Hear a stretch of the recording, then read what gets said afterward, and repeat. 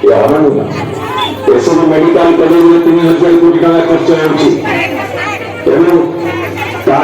होकर द्वारा योजना रखा सब डिस्ट्रिक्ट हेडक्वार्टर हॉस्पिटल मान प्रचुर परिमाण पैसा दिखाई 3-3टा मेडिकल कॉलेज था 9-10टी मेडिकल कॉलेज बर्तमान ओडिशा आसीगला ओडिशा वर्तमान शिक्षा क्षेत्र में गोटे डेस्टिनेशन पॉलिटी जो हब पॉलिटी एवं आपको कही रखे ये सब कथा जदि आम कहवा आपण जमी को जल हो प्रति घर को पीवार पानी व्यवस्था हो विशेषकर नयागढ़ परिप्रेक्षी मुझे रखा चाहे महानदी पानी आसब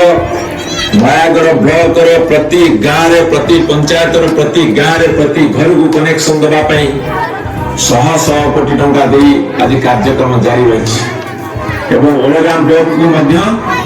232 कोटी टंका सांसन हो सारे से महानदी पानी आसब प्रति पंचायत प्रति गाँव प्रति घर को कनेक्शन दिज्व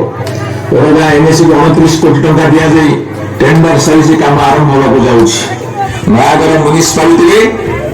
21 कोटी टंका विनिमय